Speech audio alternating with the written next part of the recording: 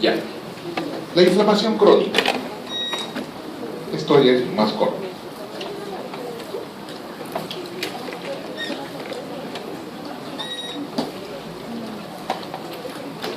La inflamación crónica se caracteriza porque implica que esta respuesta inflamatoria usualmente sucede a la inflamación aguda. 2, se prolonga en el tiempo por un periodo mayor. La inflamación aguda se resuelve aproximadamente 2 semanas en promedio. Y la inflamación crónica suele suceder a ella cuando esta circunstancia ocurre y se prolonga en el tiempo. Otro elemento que va a distinguir a la inflamación crónica es que esta va a tener un componente de elementos celulares diferentes de los que hemos descrito para la inflamación aguda. Algunos de ellos van a intervenir, por supuesto. En la inflamación aguda podemos encontrar presencia de neutrófilos, por supuesto. La inflamación crónica puede activarse y tener una respuesta asociada de tipo aguda, por supuesto. O sea, la inflamación crónica también va a responder a un numeroso conjunto de circunstancias y variables que determinarán su comportamiento. Se caracteriza por que va a implicar una serie de pasos que determinarán que haya una mayor cantidad de células, este tipo de células características, que haya destrucción del tejido y el intento de reparación de este tejido. Ahí tenemos una imagen que corresponde al tejido pulmonar. Observen ahí células, neumocitos, algunos de ellos en formas de lápidas, no sé. Y miren este conjunto de tejido linfoide ubicado en esa localización. Y aquí también tejido fibroso, que no debemos encontrar normalmente. El intersticio en el tejido parénquima pulmonar no debe ser tan grueso, debe ser muy, muy delgado, de tal manera que permita el pasaje de los gases en uno y otro sentido. La inflamación crónica se señala, y este es el criterio más comúnmente utilizado, es que la inflamación crónica sigue a la inflamación aguda en el tiempo.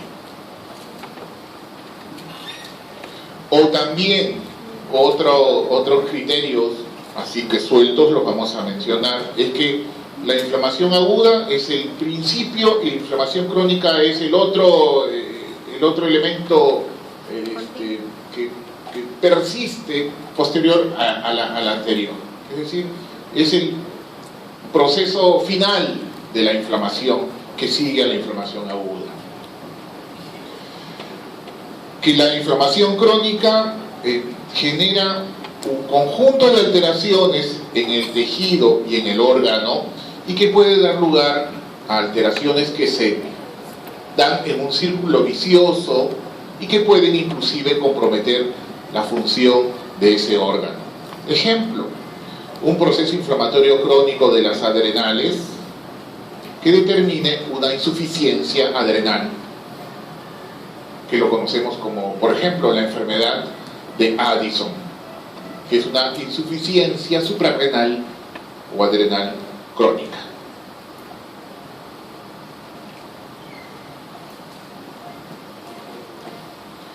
En la inflamación crónica también va a, ya lo habíamos mencionado, a reclutarse, a incorporar un conjunto de células lideradas, entre otras, por los macrófagos, linfocitos, lo cual no descarta de que intervengan algunos otros elementos celulares que ya hemos visto en la inflamación aguda y que estos posteriormente van a determinar por su presencia de manera tórpida en el tejido alteraciones en el mismo, la recuperación del tejido y en una eventualidad de que esta respuesta inflamatoria sea prolongada y que se estimule ella por sí misma.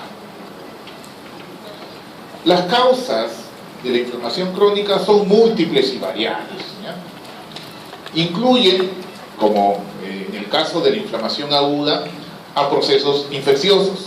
Hay algunos procesos infecciosos cuya característica molecular de las estructuras que están determinando a esta alteración o las características del germen que lo está provocando determinarán que esta infección sea persistente por la frustrada respuesta inflamatoria inicial.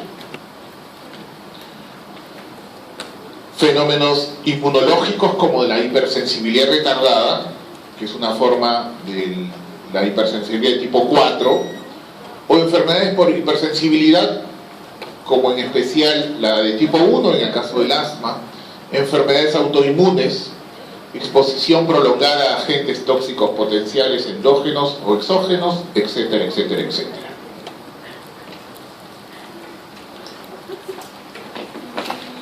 La inflamación crónica, entonces, va a responder a una variada etiología. Lo encontraremos en muy variadas circunstancias. Cuando este estímulo, repito, persiste, ¿no?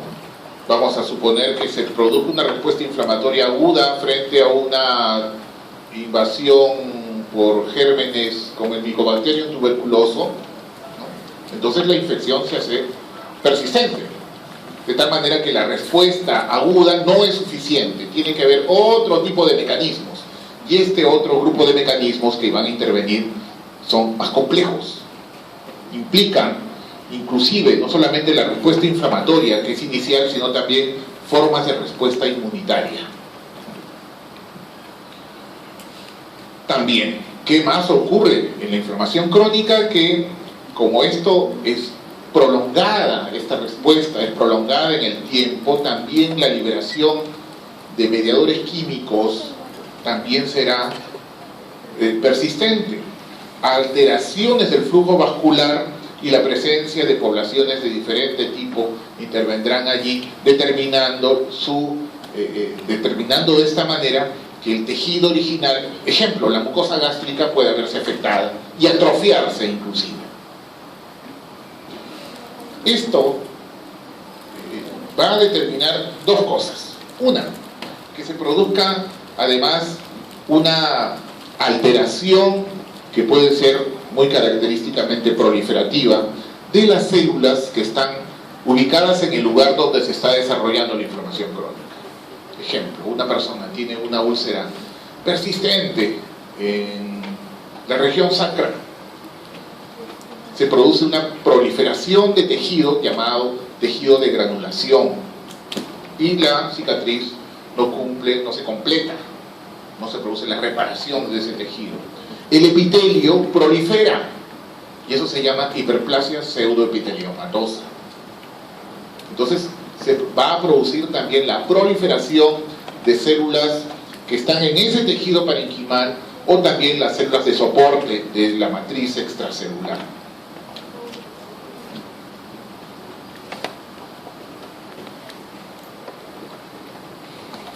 En este cuadro muy lleno de texto aparecen cuáles son las señales que resultan en prolongación de la respuesta inflamatoria. ¿Por qué se produciría una respuesta inflamatoria tan prolongada?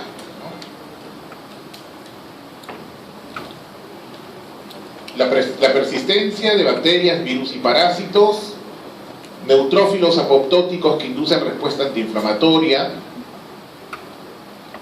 y aquí puede haber un problema porque no siempre estas células son reconocidas como tales y por consiguiente esto determinará que la respuesta inflamatoria persista. Defectuoso silenciamiento de genes, que esto sobre todo tiene que ver con los mecanismos de control de poder concluir con la respuesta inflamatoria.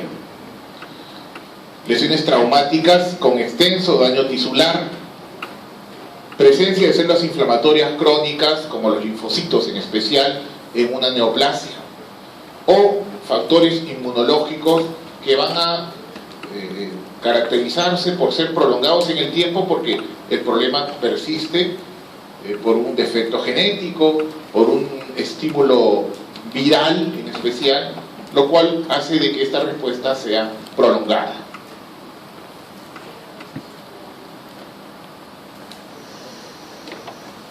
¿Qué elementos intervienen en la respuesta inflamatoria crónica? ¿Qué elementos celulares? Las células de inflamación aguda, sí, claro.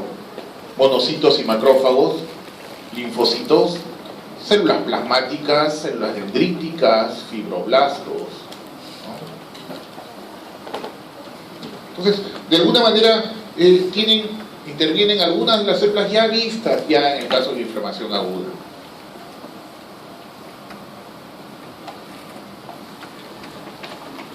Y como ya hemos visto también hace un momento, aquí están pues en la médula ósea las células multipotenciales, los monocitos en sangre, los macrófagos, y observen aquí el caso de este monocito y que luego se convierte en un macrófago, ¿no?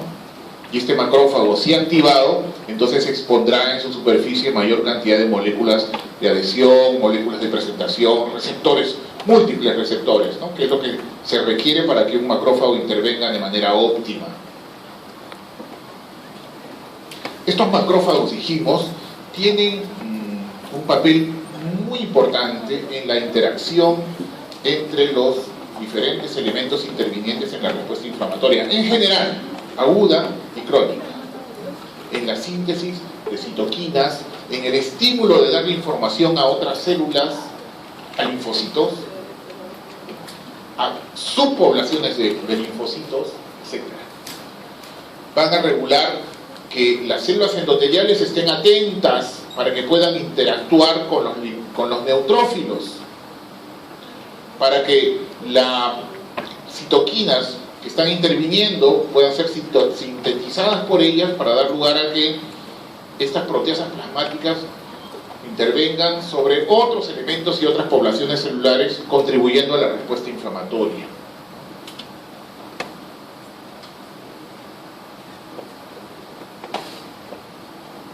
Unas imágenes de microscopía electrónica de barrido, scanning, ¿no? De macrófagos que son muy activos, emiten ahí sus pseudópodos para poder desplazarse e interactuar con otros elementos. Otra célula que también interviene de manera importante, ustedes ya saben entonces, es el linfocito, ¿no? Es, vamos a decir así, casi una célula muy exclusiva de la respuesta inflamatoria crónica. Estos linfocitos, que son de varios tipos, y van a intervenir, como se señalan ahí, en la inmunidad humoral y la inmunidad mediada por células. Y también van a provocar la síntesis de citoquinas, que se llaman en el caso de los linfocitos linfoquinas, ¿no? Son de varios tipos. Las células B, que cuando se activan y maduran se convierten en células plasmáticas, que van a producir la síntesis de inmunoglobulinas dependiendo del estímulo que han tenido previamente. Las células T, que pueden ser células T efectoras, que intervienen en la hipersensibilidad retardada, en la reactividad linfocítica mixta, las células linfocitos TCD8, citotóxicas, otras células que intervienen en la interacción de diferentes procesos, como las células T colaboradoras o supresoras. También las células citotóxicas NK y las denominadas células nulas. Todos estos son los diferentes tipos de linfocitos. El linfocito, la célula plasmática, que es un linfocito B, repito, activado y maduro, que tiene la labor de desarrollar la síntesis y secreción de inmunoglobulinas. Los fibroblastos son células alargadas, saben ustedes, ¿no? Fusiformes, que están en la matriz extracelular y participan en la inflamación crónica y en la curación de heridas. Ellas son las que van a sintetizar colágeno, que va a ser depositado en el lugar donde sea necesario para poder llenar ese espacio que ha sido dañado, hasta que las células parenquimatosas puedan ubicarse, si es factible, en esa localización. Producen citoquinas, quimioquinas, prostanoides, etc. También, no solamente entonces trabajan con el colágeno. Entonces, la inflamación crónica, dijimos, es un proceso que tiene no etapas muy bien definidas, ¿ya? Pero más o menos son como oleadas y que pueden producirse simultáneamente, ¿no? No son 4 cajones, sino es una secuencia. Es una secuencia de una etapa con otra, que pueden estar superpuestas inclusive. En primer lugar, la infiltración de células, la destrucción del tejido, la proliferación del tejido y la fibrosis o recuperación o reparación. Infiltración es un fenómeno en el cual el tejido afectado es ocupado por un conjunto de elementos celulares. Estos elementos celulares incluyen macrófagos, diferentes tipos de linfocitos, células endoteliales que pueden proliferar, mastocitos y fibroblastos. ¿Y qué mediadores químicos van a intervenir para que estas células se desplacen hacia ese lugar? Ya hablamos de las moléculas o fracciones de complemento como las anafilotoxinas, ¿no? Que tienen capacidad quimiotáctica que les van a traer también los leucotrienos, prostaglandinas, citoquinas, factores de coagulación, etcétera, etcétera.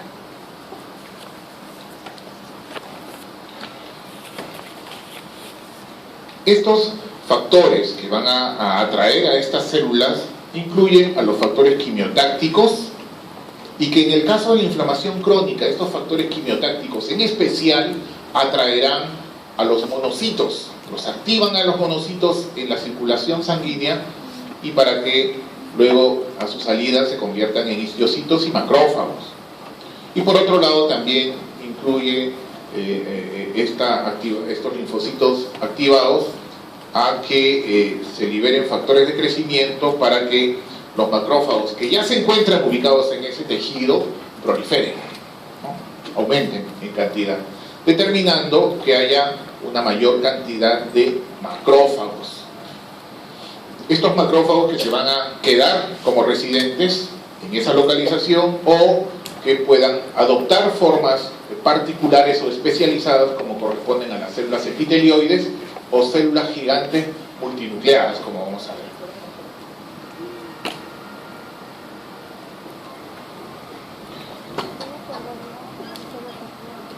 Esta infiltración, dijimos, implicaba presencia de células y también la síntesis de mediadores químicos que los atraían, ¿no? Los reclutaban, lo hemos mencionado.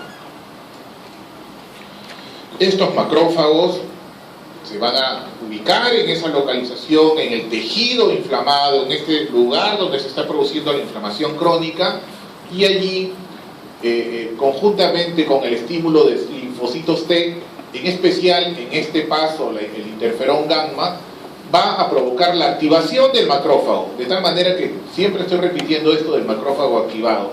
Este macrófago activado, entonces ya se va a poner en la actitud de poder actuar sobre otros sistemas, otras proteasas plasmáticas, sobre otras células inflamatorias y sobre el tejido, así como también determinando la síntesis de factores de crecimiento, de angiogénesis y de reparación, en este caso fibrosis.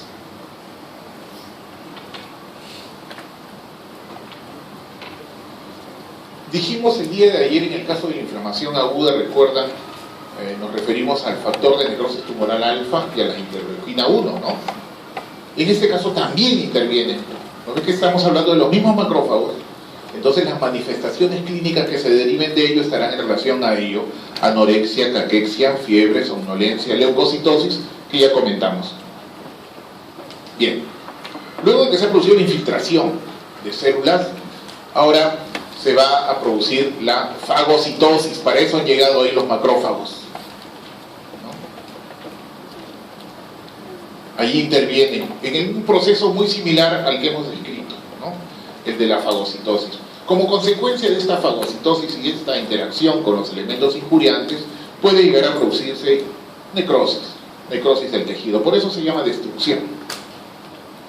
Y luego de esta etapa, ya solucionado el problema, entonces nos encontramos frente a que el tejido ya en franco proceso de recuperación, entonces prolifera. Y estos elementos o componentes que van a proliferar incluyen a los fibroblastos, células endoteliales, macrófagos. Se produce angiogénesis, que este es el elemento más característico de la proliferación, ¿ya? La formación de nuevos vasos sanguíneos.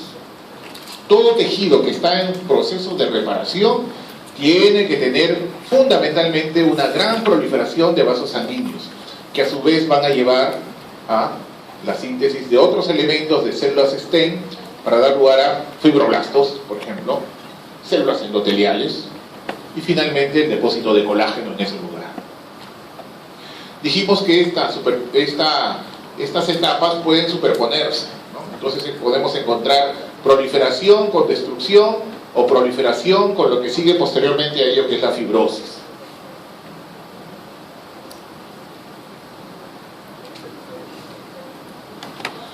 Y así, dijimos hace un momento, estamos repitiendo esta idea, linfocitos T activados a través del interferón gamma hacen que el macrófago se active y este provoque fibrosis o lesión tisular. Y finalmente, en este caso, la fibrosis, ¿no? Que la fibrosis lo que pretende es, uno, bloquear a este foco inflamatorio y por otro lado, cubrir ese espacio destruido por un tejido que permita el paso de elementos linfáticos o vasculares en uno y otro sentido. Obviamente se caracteriza por la presencia de fibroblastos y estos fibroblastos van a sintetizar colágeno que va a ser depositado en esas localizaciones. Esta es una mucosa gástrica que está en proceso de reparación. Normalmente ustedes recuerden cómo es la mucosa gástrica, casi no hay espacio o intersticio entre una glándula y otra. Pero sin embargo aquí vemos un gran espacio lleno de un material fibroso, con vasos sanguíneos, un material fibroso abundante, con algunos linfocitos también en esas localizaciones. Esto es un proceso de reparación tisular en el estómago, que puede encontrarse en las cicatrices de úlceras, por ejemplo. Bien, luego de producida la inflamación crónica, esta puede dar lugar a la destrucción del tejido, dijimos, o que pueda lograrse el propósito que era de neutralizar a ese agente injuriano. Pero puede también ocurrir de que ello no sea factible y como ocurre en muchas circunstancias, algunos pacientes fallecen con procesos inflamatorios crónicos. O que en ese último contexto esto esté siendo producido por algunos procesos de origen infeccioso, inflamatorios infecciosos, y que este germen puede extenderse a otras localizaciones y ubicaciones, generalizando la respuesta inflamatoria y haciéndose una respuesta inflamatoria mucho más severa, determinando otras complicaciones más serias que pueden llevar a la muerte de este paciente. Bien, como dijimos, en el caso de la inflamación aguda, pues en la inflamación crónica también hay patrones. Encontramos la forma serosa también. La tuberculosis es una forma de inflamación crónica, ¿ya? Y también hay derrames, entonces ahí encontramos la forma serosa. Fibrinosa también. Supurativa, ¿cómo? Supurativa que no estaba caracterizada por neutrófilos, ya está bien, sí. Eso es lo común y más característico de la inflamación aguda, pero hay una forma de inflamación crónica que la tiene. Ya, lo vamos a ver. Otra forma muy frecuente es la linfocítica no supurativa. Es lo más característico. La gastritis crónica, por ejemplo, ¿qué vemos en un paciente con gastritis crónica? Abundantes linfocitos en la mucosa gástrica. Es lo más común. Una prostatitis crónica, abundantes linfocitos en la próstata. Eso es lo más característico, lo más frecuente. En casi todas las formas de infecciones virales hay esta forma linfocítica no supurativa. Inflamación crónica proliferativa hiperplásica, necrotizante o ulcerativa, un paciente que tiene una úlcera péptica de años, hará también una forma de tipo ulcerosa. Y la otra es la forma granulomatosa, que nos va a tomar unos minutos más. Esta es una forma fibrinosa. Observen ahí ese pulmón que tiene una membrana muy gruesa, ¿no? Esto se ve con frecuencia en la tuberculosis. ¿Y qué hace esta membrana fibrinosa? Hace que este pulmón, a través de su pleura visceral, se adhiera a la pleura parietal. Entonces hay adherencias. El pulmón no puede expandirse normalmente. Esto es muy común en las formas de tuberculosis pulmonares con compromiso pleural, que es lo más frecuente.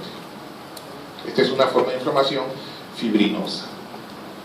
Esto, algo parecido a lo que vimos hace un momento, es una pericarditis fibrinosa. Este es el tejido pericárdico, esta es la grasa pericárdica, y esto es la fibrina que está depositándose en esa localización. Una pericarditis fibrinosa suele verse en casos de uremia. Inflamación supurativa. ¿Qué proceso inflamatorio crónico se caracteriza por presencia de abundantes neutrófilos? Hay una enfermedad como la que ponemos ahí, la osteomielitis crónica. Son personas que han sufrido una fractura expuesta en alguna oportunidad y que desarrollan una fístula, desde el hueso hasta la superficie. Vamos a suponer una lesión post-fractura de un fémur. Entonces se desarrolla un proceso inflamatorio de origen infeccioso en la médula y hueso, en general hueso de ese fémur, y este desarrolla una fístula y está eliminando permanentemente una secreción purulenta abundante. Estudiamos esa secreción purulenta y esta se caracteriza por estar conformada principalmente por neutrófilos, ¿no? Lo cual resulta un poco paradójico, ¿no? Pero es una de las pocas formas de inflamación crónica con componente principalmente supurativo. Ahí está esta forma con gran cantidad de neutrófilos, abundantemente esta necrosis licuefactiva. Este es un ejemplo que ya lo mostramos hace unos instantes, de inflamación crónica no supurativa, inflamación linfocitaria no supurativa, gran cantidad de linfocitos. Otro ejemplo también en pulmón, inflamación crónica no supurativa, es decir, hay linfocitos pero no hay neutrófilos. Pero si alguien me dice, pero ahí veo un neutrófilo, bueno, pues eso no es lo que está predominando, ¿no? Como dije, hay algunas células que a veces son medio despistadas y pueden dirigirse a esas localizaciones. El absceso también, ¿no? Abscesos, en el contexto de procesos inflamatorios crónicos, ¿pueden formarse abscesos? Claro que sí, se pueden formar abscesos. En este caso, un absceso miocárdico, estas son las fibras miocárdicas, recuerden, y acá vean este gran absceso con colonias de gérmenes. Esto más oscuro, más basófilo, son colonias de gérmenes. En este caso, un absceso en la corteza, ¿no? Todo esto es la corteza. Aquí tenemos este absceso cerebral frontal.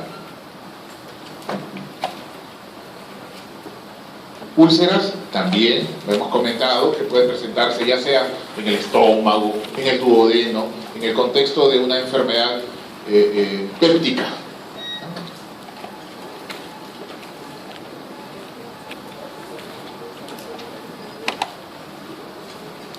Aquí tenemos y observamos unas úlceras en el yeyuno. Aquí se ve nítidamente la úlcera. Aquí esta es una gran úlcera con ya un tejido desvitalizado, ya un tejido prácticamente necrótico, inviable, por eso la intervención quirúrgica. Bien, y esta forma es la inflamación crónica granulomatosa. ¿Qué cosa es un granuloma? Este granuloma, ustedes lo van a, en el desarrollo de vuestra carrera, nuestra carrera, van a encontrarse con varios diferentes tipos de denominaciones como granuloma. Yo recuerdo a colegas cirujanos hablan del granuloma como una lesión ubicada usualmente en una mucosa, como un tejido proliferante, un tejido que se está excediendo en su crecimiento, entonces le dicen que ese es un granuloma. Sin embargo, el término granuloma que utilizamos en patología está referido a una forma de inflamación crónica, así como hemos comentado, ¿no?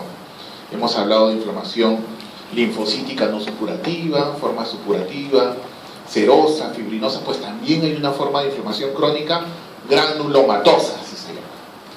Esta forma de inflamación crónica granulomatosa se caracteriza porque presenta granulomas. ¿Y qué cosa es un granuloma? Es un conjunto organizado de células, ¿ya?, mononucleares que pretenden localizar al agente externo o el agente injuriante. Ejemplo, el Mycobacterium tuberculoso nuevamente, ¿no? Y que en la respuesta unificada, orgánica de parte de ellos, tratan de neutralizar a este elemento extraño, que puede ser, repito, un germen, pero puede ser otro tipo de elementos, como vamos a ver a continuación.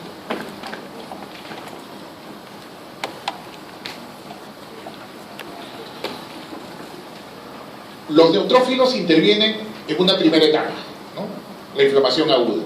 Pero el trabajo de estos neutrófilos no es suficiente para neutralizar a estos elementos específicos que están desatando este tipo de respuesta inflamatoria. Cuando los polimorfos nucleares neutrófilos no pueden digerir a estas sustancias, cuando las características de estas sustancias o elementos no permiten de que ello sea logrado. Para eso cuentan con elementos químicos, con características físicas o otras circunstancias que van a impedir de que sea degradado, como lo que puede ocurrir normalmente con una bacteria común y silvestre.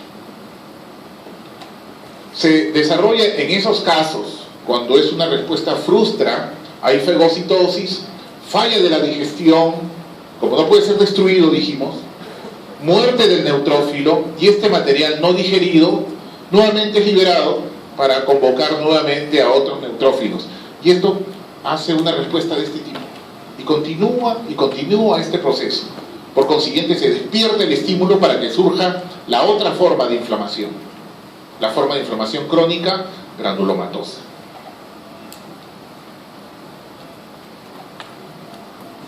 Esta inflamación crónica granulomatosa es una respuesta de buena fe. Surge como un mecanismo protectivo, pero también surge como parte de una forma de hipersensibilidad. Esta respuesta surge en procesos infecciosos crónicos, ejemplo, las infecciones micóticas. Casi el 50% de las infecciones micóticas despiertan una forma de inflamación crónica granulomatosa. La tuberculosis, la lepra, en una forma de la lepra tuberculoide. ¿Qué otros estímulos van a determinar este tipo de inflamación? Material extraño, hilos de sutura, el polvo del talco, silicona que es liberada, ¿no?, otras sustancias extrañas, tantas sustancias extrañas que se suelen aplicar a algunas personas, para aislar al estímulo para que éste no se extienda hacia otras ubicaciones. Enfermedades autoinmunes asociadas con granulomas, en especial la inmunodeficiencia primaria por ausencia de subunidades de oxidasa en pH. Este es lo más raro de todo esto, ¿ah? Lo más raro de todo ello. Lo más común en nuestro medio, obviamente, tuberculosis e infecciones micóticas.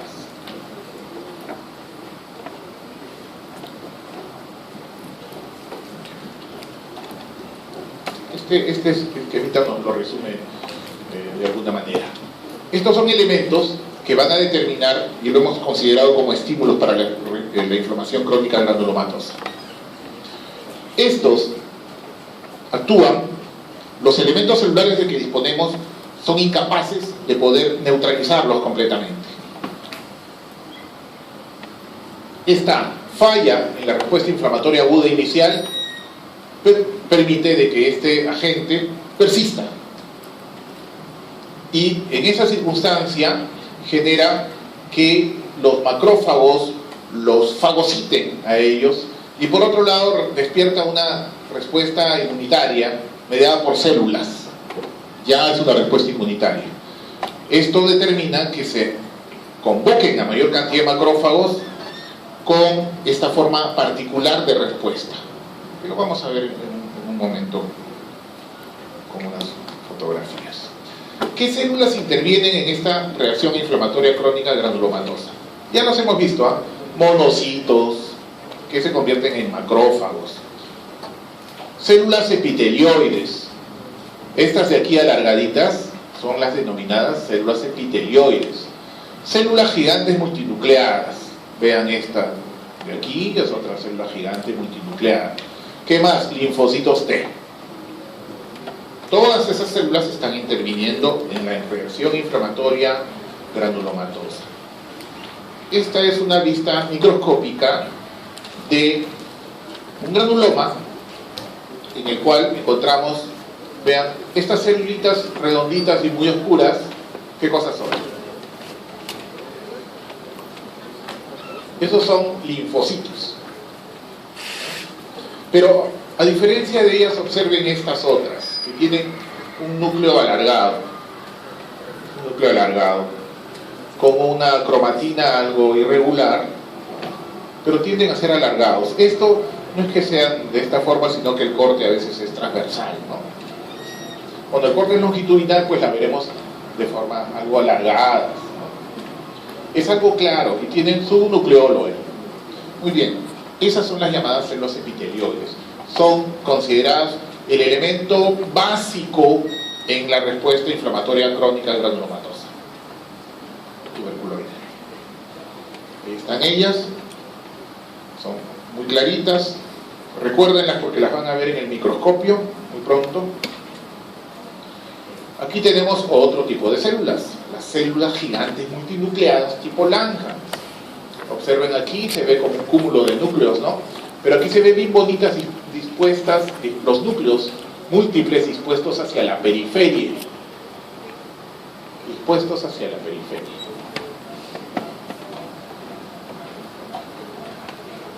Otro granuloma, aquí hay, esto sería un granuloma, otro granuloma.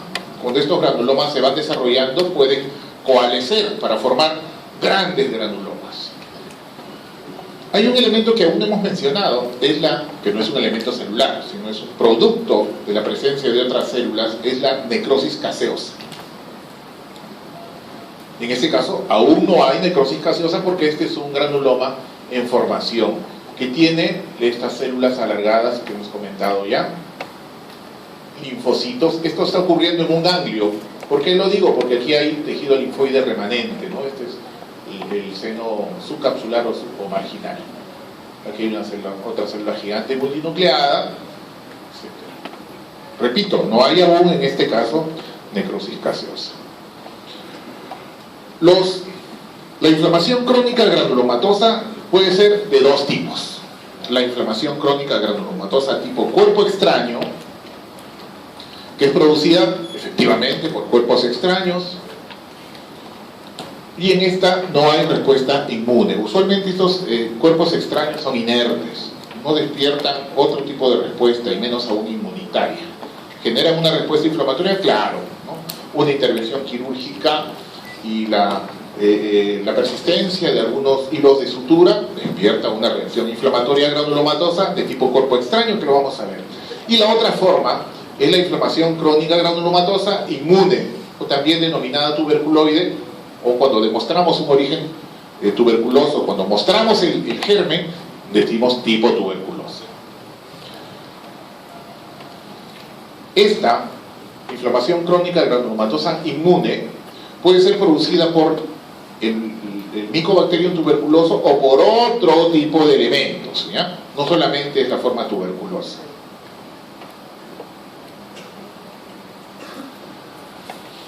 En esta inflamación crónica granulomatosa inmune, aquí intervienen de manera importante los macrófagos.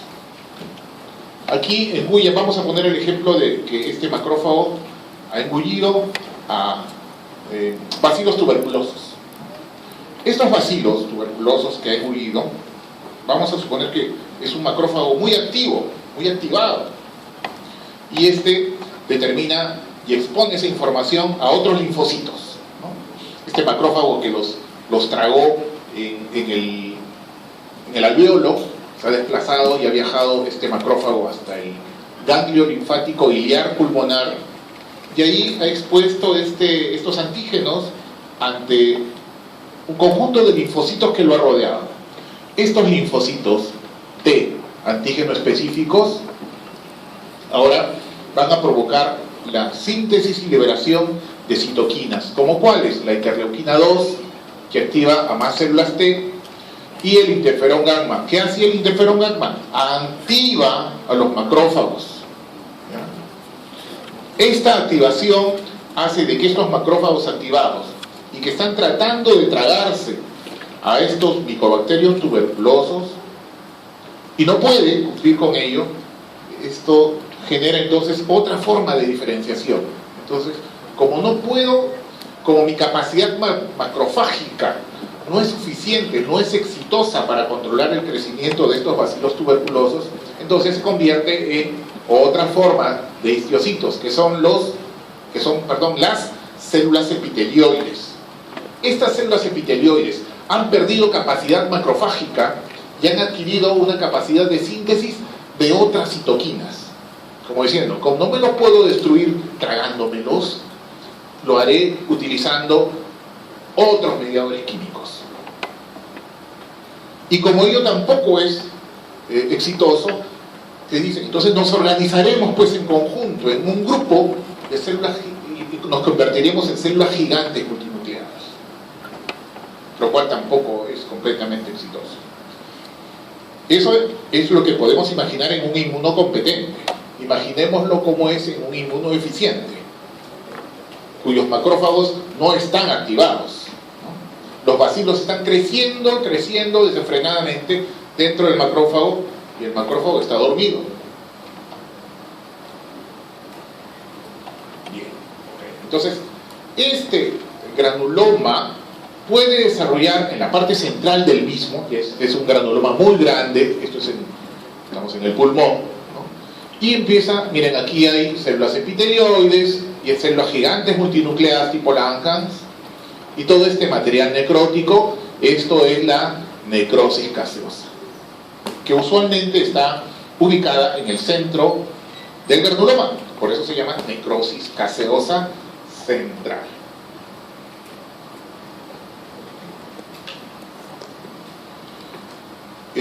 Esta forma de inflamación crónica granulomatosa tuberculoide o tipo tuberculosa, también dijimos la podríamos encontrar en otras formas infecciosas.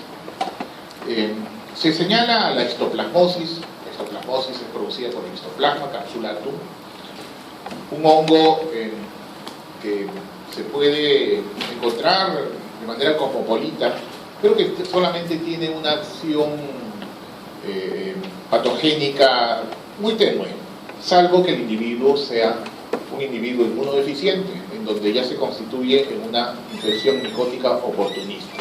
Pues la histoplasmosis también puede generar esta misma respuesta inflamatoria y muy similar en su comportamiento al granuloma tuberculoso, el producido por la tuberculosis.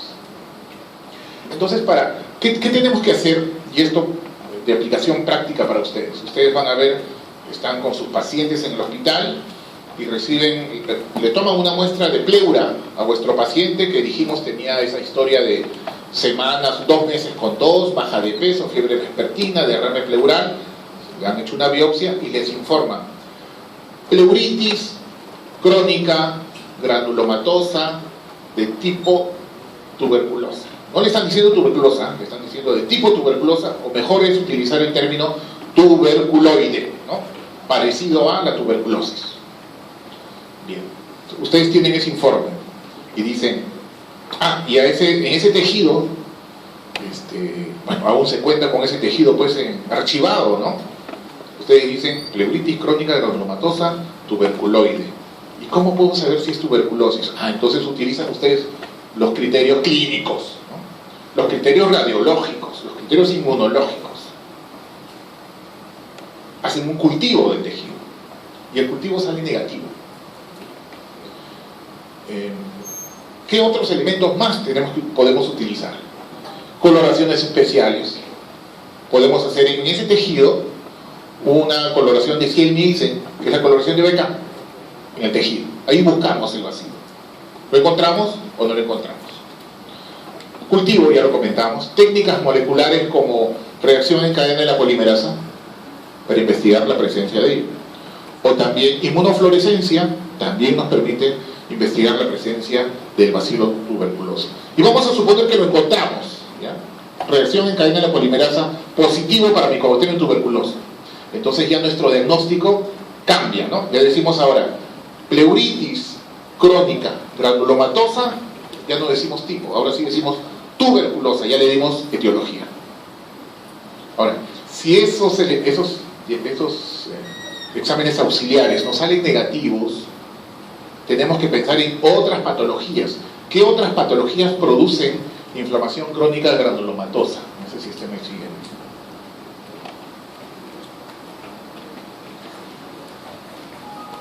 Podemos pensar en estas otras entidades.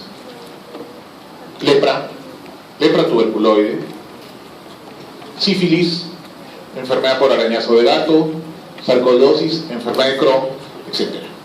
Que son enfermedades que también se acompañan de la presencia de un granuloma, con células epitelioides, con células gigantes multinucleadas. Algunas imágenes, observen, este es un pulmón en fresco, y observen aquí en la superficie pleural la presencia de gran cantidad de estos nódulos. Aquí un nódulo inmenso, ¿no? Y aquí otros más pequeños. Aquí también la superficie pleural. Esta es una forma de tuberculosis fibrocavitaria. Observan las cavernas estas de aquí, ¿no? Esta es la localización más frecuente de estas lesiones cavitarias. ¿Y por qué fibrocavitaria? Porque alrededor de esta caverna hay tejido fibroso, por eso se llama fibrocavitaria. Este es un diagnóstico que ustedes mismos lo hacen. Ustedes ven un pulmón, una radiografía con estas características, ustedes dicen es una neumopatía fibrocavitaria. Y observen que el crecimiento de estos granulomas tuberculosos se da más que este nivel, ¿no? Y este nivel se caracteriza ¿por qué? A diferencia de las bases, porque aquí la presión parcial de oxígeno es mayor, ¿no? Es decir, al bacilo tuberculoso le gusta el oxígeno y por eso infecta sobre todo estas regiones. Tuberculosis miliar es una forma de tuberculosis en la cual el crecimiento granulomatoso determina de que se afecte e invadan estructuras vasculares o linfáticas. Entonces ingresan a ello y estos bacilos que están contenidos en ese material caseótico, ese tejido granulomatoso, se distribuyen a otras ubicaciones, que puede ser sistémica o puede ser el propio pulmón. Y aquí observen, miren, la gran cantidad de estas lesiones granulomatosas abundantes, que se interrumpe con otros espacios normales o conservados. Y aquí se ve una imagen radiológica. Esto lo van a ver ustedes en práctica. En práctica tenemos una de esas láminas. Esto es cómo evoluciona el granuloma en la tuberculosis. Aquí lesiones inespecíficas, linfocitos, ¿no? Luego se van disponiendo y convocándose macrófagos. Estos macrófagos ya se van convirtiendo en células epitelioides y células gigantes, observen. Y aquí ya se formó un típico granuloma. Aún joven, ¿no? Aún temprano. Estos son varios granulomas con las características de lo que hemos indicado hace un momento. Y esto en el caso de la tuberculosis miliar, que es una forma que así se denomina esto, ¿no? Es como cuando como semillas que se siembran y van creciendo una por aquí, otra por allá, otra por allá, y entre ellas hay tejido pulmonar conservado. Granulomas, diferentes granulomas.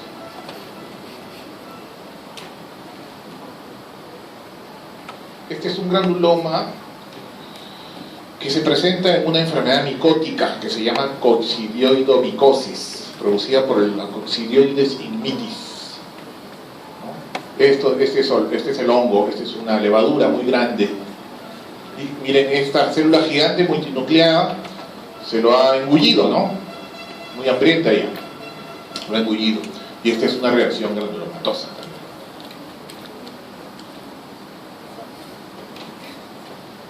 Esto es en el caso de silicona aplicada subcutáneamente, ha determinado también en este caso una célula gigante, una reacción inflamatoria tipo cuerpo extraño. ¿Ya? Y observen aquí, esto es este material extraño. Y este material extraño a veces genera unas moléculas de esta forma que se llaman cuerpos asteroides. Pero lo importante es que aquí estamos viendo una gran célula gigante multinucleada de tipo cuerpo extraño.